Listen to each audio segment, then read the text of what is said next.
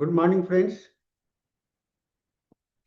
सभी को मेरा मृदुल प्रणाम, आशीर्वाद और आज के लिए शुभकामनाएं। और आगे का आपका जीवन में नए नए ज्ञान का समावेश होता रहे, इसके लिए शुभकामनाएं। साथियों, कल हम लोगों ने एक रूब्रिक्स देखा था, सैट्रियसिस, जिसमें कि ये पुरुषों में अति कामुकता का या यौन प्रवृत्ति को देखा गया था, जहाँ अनियंत्रित यौन प्रवृत्ति है, जहाँ पर कंट्रोल करना संभव नहीं होता है। तो इसी प्रकार स्त्रियों में भी यह रूब्रिक्स इस तरह के समानांतर शब्द है, और इसके लिए शब्द यूज किया गया है जो वह रिपोर्टरी में और रूब्रिक्स के रूप में वह है निम्फोमैनिया। निम्फोमैनिया एक विकार के रूप में हम लोग देखते हैं, क्योंकि यौन की इच्छा एक सामान्य प्रकृति है, मानवीय आधार है। जीवन का विकास,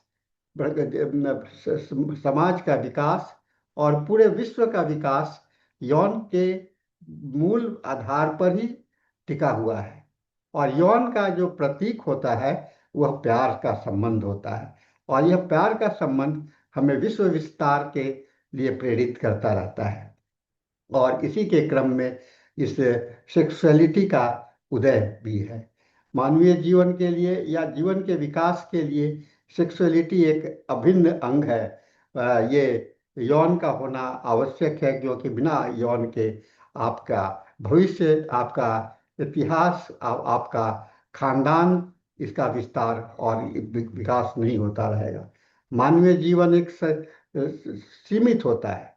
आप कुछ वर्षों तक के लिए ही रहते हैं, उसके बाद में जीवन त्यागने के बाद में आपका अस्तित्व बचा रहे, मानव संसार चलता रहे, पुनर्जागरण, इसके लिए यह एक श्रृंखलाबद्ध यौन के रूप में हम लोग ये करते हैं। तो आज आइए इस विकृति का, इसका जब विकार आ जाता है, इसके अंदर में जो एक चेंजेज आ जाता है, और जिसके कारण समाज में दुश्मनता, वैषम्य और ये आदि का उत्पन्न होता है, तो उसके रूप में उसको हम लोग समझने का कोशिश करेंगे। और उसका निदान करने के लिए हम लोग होम्योपैथिक दृष्टिकोण से अध्ययन करेंगे। तो इसके साथ में आज हम लोग निम्फोमैनिया रूब्रिक्स को पढ़ने का कोशिश करते हैं और निम्फोमैनिया को जानने का कोशिश करेंगे। और निम्फोमैनिया शब्द जो है, तो यूनानी शब्द यानी कि ग्रीक शब्द है निम्फे। निम्फे का अर्थ होता है युवती, यानी कि एक दुल्हन, और मैनिया होता है कि उन्माद या विक्षिप्तता। अतः इसका शाब्दिक अर्थ हुआ स्त्री में यौन विक्षिप्तता। विक्षिप्तता का मतलब होता है कि अर्ध पागल, है ना, उसे पागल, तो सेक्स के प्रति पागल हो जाना। और खास करके युवती में यह इसका मूल रूप से ये शाब्दिक अर्थ हुआ।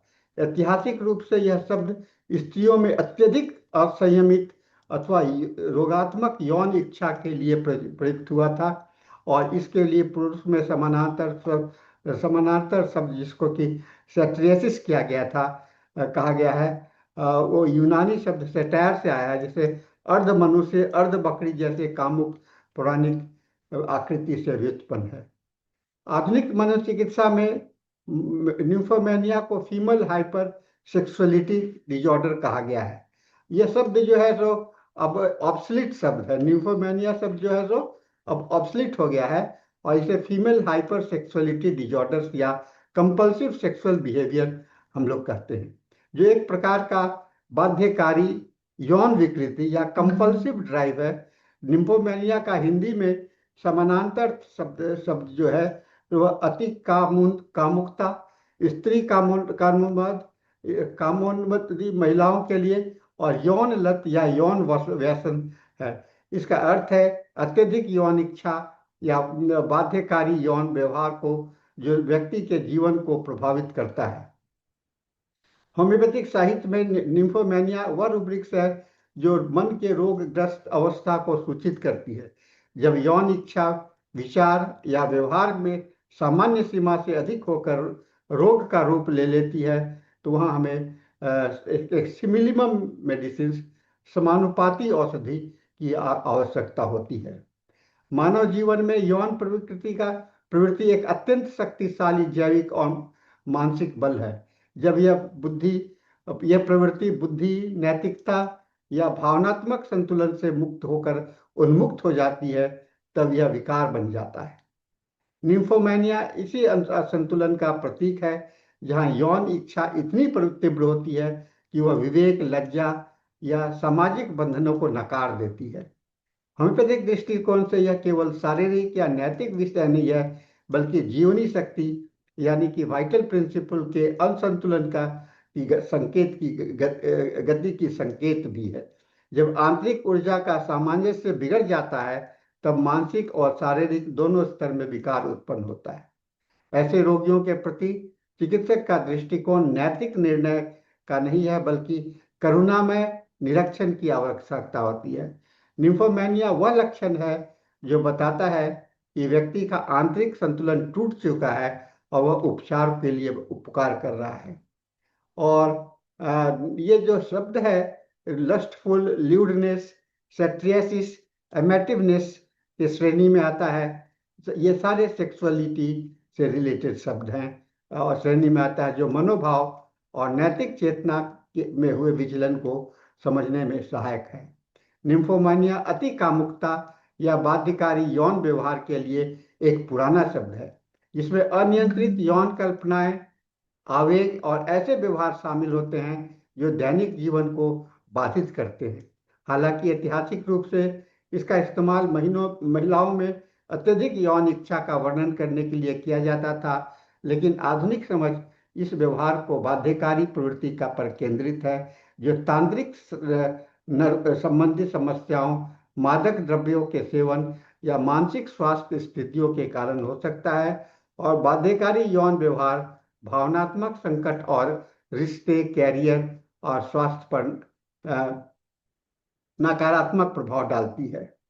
ऐतिहासिक पृष्ठभूमि में हम लोग इसको देखें अपने देश में और अंतर्राष्ट्रीय स्तर पर भी।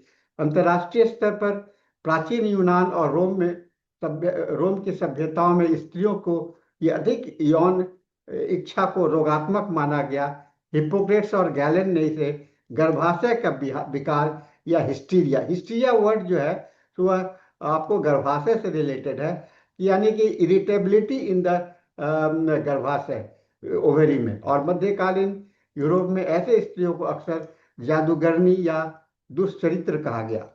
18वीं और 19वीं शताब्दी में निम्फोमेनिया को मानसिक विकार के रूप में परिभाषित किया गया और 1775 में वियानविल ने ला लिफो नामक एक पुस्तक में इस मानसिक रोग बताया, जिसके उपचार के लिए उन्होंने कभी कभी शल्य चिकित्सा या बंदीकरण तक किया था।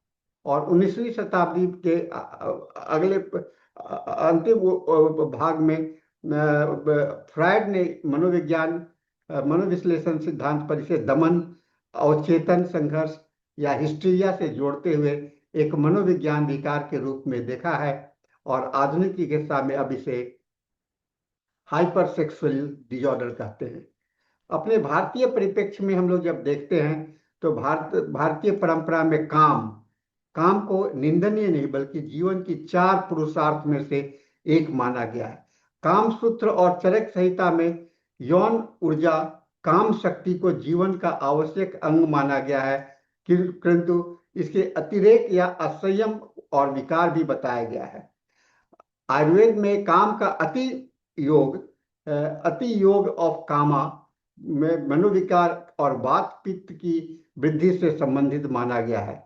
और मनुस्मृति और योग सूत्र में ब्रह्मचर्य को संयम और आत्मनियंत्रण के रूप में परिभाषित किया गया है, न कि दमन के रूप में। इस प्रकार भारतीय चिंतन ने यौन संतुलन की मानसिक मार्गों, जिसको कि मनोभव स्रोता की विकृति माना गया है, जो होम्योपैथिक विचारधारा की जीवनी शक्ति की विक्षोभित अवस्था को समतुल्य है। होम्योपैथिक ऐतिहासिक दृष्टिकोण से हम लोग देखें तो ऑर्गेन ऑफ मेडिसिन में रोग के नैतिक और मानसिक स्थिति औषधि के चयन में निर्णायक भूमिका निभाती है। बॉनिगेसेंस और केंट ने अपने रिपोर्टरी में निम्फोमेनिया को एक मानसिक लक्षण में सूचीबद्ध किया है, जो प्रूविंग और नैदानिक अवलोकन पर आधारित था। इस प्रकार होम्योपैथी ने नैतिक दृष्टिकोण को वैज्ञानिक आधार पर परिवर्तित किया है। यह दिखाया दिखाया है कि हर विकृति भावना, योग और जीवनी शक्ति की अभिव्यक्ति है। रिपोर्टरी में हम लोग क्रॉस रेफरेंस करें तो माइंड में एक लस्टफुल है, सामान्य रूप से यौन इच्छा की वृद्धि, अत्यधिक होना। ल्यूडलेस ल्यूडनेस ये अश्लील व्यवहार में है। लस्टफुल इच्छा से जुड़ा हुआ है, यानी कि बहुत ज्यादा इच्छा होगा तो उसे लस्टफुल कहते हैं। ल्यूडनेस जिसमें कि आपके व्यवहार में और वाणी में अश्लीलता होगी तो उसे ल्यूडनेस कहते हैं। और एमेटिवनेस में कहते हैं अत्यधिक रोमांटिक या यौन आकर्षण, है ना, आपको आकर्षण, तो ये आकर्षण है। दूसरा ल्यूडनेस व्यवहार है, और ये लस्टफुल इच्छा है। इसी प्रकार सैटरेसिस, यह पुरुषों से रिलेटेड अगर है तो उसे हम लोग अत्यधिक यौन उन्माद कहते हैं। मोरल फीलिंग वांट ऑफ, यानी कि नैतिक भावनाओं की कमी हो जाना। और लिबर्टिज्म जानबूझकर यौन उच्छृंखलता है। और निम्फोमैनिया स्त्री में रोगात्मक यौन विक्षिप्तता है। रिपर्टरी में उपस्थित है, केंट रिपर्टरी में निम्फोमैनिया में, बॉनी हिसेस में सेक्सुअल पैशन इंक्रीज्ड में, और सिंथेसिस रिपर्टरी में निम्फोमैनिया और सेक्सुअल मैनिया दोनों है। इसमें जो प्रमुख औषधियां हैं वो hyoscyamus hyoscyamus, platina, lachesis, cantharis, phosphorus, medorrhinum, murex, nux vomica, stramonium, tarantula, एगैरिकस आदि। ये क्रॉस रेफरेंस हमें समझने में सहायता देती है कि लक्षण का मूल नैतिक, भावनात्मक या शारीरिक किस स्थिति क्या है। और मनोवैज्ञानिक विशेषता में देखें, निम्फोमैनिया एक अवरोधहीन प्रवृत्ति है जिसमें इच्छा का नियंत्रण समाप्त हो जाता है। यह अधिक काम इच्छा ही नहीं बल्कि आवेगात्मक या बाध्यकारी या कंपल्सिव बिहेवियर कहलाता है। और इसके कुछ विशेष संकेत यह है, यौन संपर्क की निरंतर लालसा बना रहना बिना भावनात्मक जुड़ाव के, आनंद के पश्चात भी असंतोष, दोष बोध और लज्जा के बीच झूलना, बार बार उभरते हुए यौन विचार, अकेलेपन या असुरक्षा से बचने हेतु यौनिकता का उपयोग। फ्राइड के अनुसार यह दमन या अचेतन संघर्ष का परिणाम है। होम्योपैथी इसे जीवनी शक्ति के असंतुलन के रूप में देखती है, जो कि साइकोफिजिकल सिम्टम्स जैसे अनिद्रा, एंजाइटी, हिस्टीरिया के रूप में प्रकट होता है। हिस्टेरिक या मैनिक प्रवृत्तियां में भी इसे रखा जाता है, जिसमें कि हाइपोथैलेमस, स्ट्रेमोनियम ये है। इसके लिए जो इसका क्लिनिकल इंपॉर्टेंस ये आता है, निम्फोमेनिया का रूप जो अधिकतर कहाँ दिखलाई पड़ेगा, आप लोग अगर समझने का कोशिश करना चाहिए, किशोरावस्था में या रजोनिवृत्ति के समय में, दोनों में। जब आपका एडोलेसेंस एज में आ रहा है, जबकि अंदर में सेक्सुअल चेंजेज हो रहे हैं, उस समय में आपको सेक्सुअल डिजायर बहुत अधिक होता है। और जब मेनोपॉजल स्टेज में आता है तो उस समय भी हार्मोनल बैलेंस जो चेंज होता रहता है, उस समय में यह देखा जाता है। हिस्टेरिक मैनिक या मनोविकृति के रूप में मध्य या उत्तेजक औषधियों के प्रभाव से और गर्भाशय या जननांगों की दीर्घकालिक रोग से भी होता है।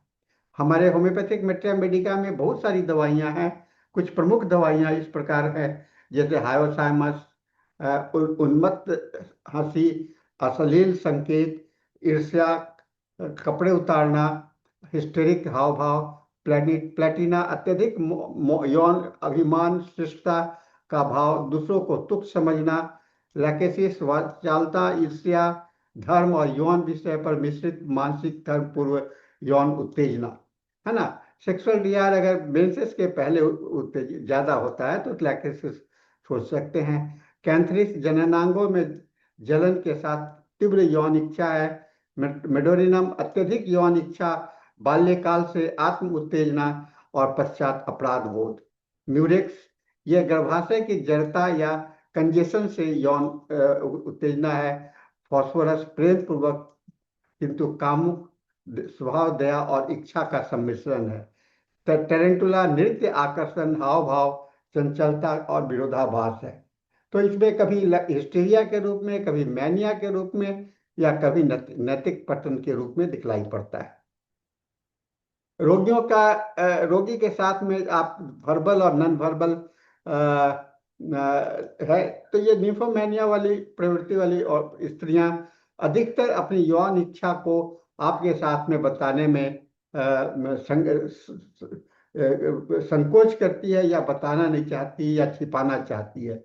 किंतु उसकी भाषा और व्यवहार में संकेत मिलते हैं, जैसे बार बार संबंधों, अकेलेपन या असंतोष की चर्चा करेगी, हंसी, हल्की छेड़छाड़ हंसी, और इसके कंट्रोवर्शियल लैंग्वेज होंगे। यौन अंगों से संबंधित शिकायतों को बार बार दोहराना है। और इसके नॉन वर्बल संकेत है सजावट या वस्त्रों को अत्यधिक ध्यान, आकर्षित करने वाला आचरण, बेचैनी दृष्टि, संपर्क की तीव्रता, लज्जापन और खुलेपन का मिश्रण। और होम्योपैथिक चिकित्सक को बिना पूर्व आग्रह के इन संकेतों को संवेदनशीलता से पहचानने का कोशिश करना चाहिए। रोग की पीड़ा है, चरित्र का दोष नहीं है। क्रॉस रेफरेंस सेट्रियासिस ये पुरुषों में है, जिसको हम लोगों ने देखा। निम्फोमेनिया स्त्रियों की भावना है। लस्टफुल ये सामान्य कामेच्छा इच्छा है, ये रोगात्मक नहीं, पर लिम्फोमेनिया जो है सो बाध्यकारी है, कंपल्सिव है। ल्यूडनेस ये व्यवहार है, हाव भाव है। और निम्फोमेनिया एक वॉलेंट्री भी हो सकता है। अमेटिवनेस जो है जो प्रेम पूर्वक यौन आकर्षण है, स्नेह मिश्रण। निम्फोमेनिया में स्नेहहीनता होती है, इसमें प्यार और स्नेह का नहीं भी रहता है, क्या कबीरा भी सकता है। लिबर्टीज भी जानबूझ करके उच्छृंखल होते हैं। निम्फोमेनिया की इच्छा अनियंत्रित और कष्टदायक होता है। मोरल फीलिंग वांट ऑफ नैतिकता का भाव, लिम्फोमेनिया में प्राय नैतिक का संघर्ष उपस्थित रहता है। इस तुलना से स्पष्ट है कि निम्फोमेनिया पैथोलॉजिकल कंपल्सन है, न कि शैक्षिक व्यभिचार। मियाज्मेटिक विश्लेषण शोरिक प्रवृत्ति, शोरिक अवस्था में दोष बोध, असंतोष और आत्मग्लानि के भाव प्रबल रहते हैं, जैसे फास्फोरस, नेट्रम म्यूरिटिकम आदि आते हैं। साइकोटिक में गुप्तता, बारंबारता और दमन की प्रवृत्ति, यह साइकोसिस का चिन्हित है, और जिसमें कि मेडोरिनम, थूजा ये सब आ सकते। सिफिलिटिक में होता है विनाशकारी या आत्म विनाशी प्रवृत्तियां होती है। नियंत्रण का पूरा अभाव होता है, विकृति और आत्म विनाश होता है। प्लेटिना, हाइपोथैलेमस ये सब है। तो कई एक बार ये किसी किसी रोगी में तीनों पर्दे एक साथ होते हैं, शोरिक अपराध बोध, साइकोटिक पुनरावृत्ति और सिफिलिटिक विनाश। तो इसको हम लोग इस तरह से संक्षेप में याद रख सकते हैं। और इसे हम लोगों को माइमा से हम लोगों का उस लेवल को पहचान सकते हैं। केस टेकिंग में इसकी पहचान के लिए हम लोग को कुछ देखना पड़ेगा। रोगी की अभिव्यक्ति, मुद्रा, वाणी और दृष्टि पर संकेत दे। सीधे यौन प्रश्न के बजाय भावनात्मक या पारिवारिक स्तर पर पूछे। मानसिक धर्म, ईर्ष्या, उदासी, अकेलेपन, अनिद्रा जैसे सहयोगी लक्षणों को नोट करें। इच्छा और अपराध बोध के द्वंद्व को समझें, और गोपनीयता और सम्मान का पालन करें। यह लक्षण तभी औषधीय महत्वपूर्ण रखता है जब रोगी के कॉन्स्टिट्यूशनल मेंटल स्थिति से जुड़ा होता है। तो हम लोगों ने देखा कि यह केवल निम्फोमेनिया केवल यौन विकार नहीं है, बल्कि जीवनी शक्ति के असंतुलन का मानसिक रूप है। यह मनुष्य की प्रवृत्ति, भावना और चेतना के बीच संघर्ष है। होम्योपैथिक दर्शन में प्रत्येक अत्यधिक भावना को रोग संकेत का रूप दिया गया है। अतः स्त्री में असंयमित रोग इच्छा जब अविवेक और नियंत्रण के परे हो जाती है, तब उस आंतरिक असंतुलन का सूचक है, जिसे औषधियों द्वारा संतुलित किया जा सकता है। यह रूब्रिक हमें सिखाता है कि चिकित्सक को रोगी के मनोभाव को समझना चाहिए, उसे न्याय नहीं करना चाहिए, है ना। न्याय से नहीं, समझने का कोशिश कीजिए, और इसके लिए समानुपातिक मिनिमम औषधि का चयन करके इसको सामंजस्य करते हैं। इस प्रकार निम्फोमेनिया केवल रोग की व्याख्या नहीं बल्कि आकांक्षा और चेतना के संघर्ष का जीवंत उदाहरण है, जहाँ होम्योपैथिक शुद्ध समझ, करुणा और विज्ञान का अद्भुत संगम प्रस्तुत करती है। साथियों, हम लोगों ने आज इस विशेष रूब्रिक्स को देखा है। हम लोगों ने पुरुषों में सेटरेसिस देखा, महिलाओं में निम्फोमेनिया देखा। तो इस प्रकार ये सेक्सुअलिटी से रिलेटेड एक बहुत ही महत्वपूर्ण रूब्रिक्स हम लोगों के लिए बन जाता है।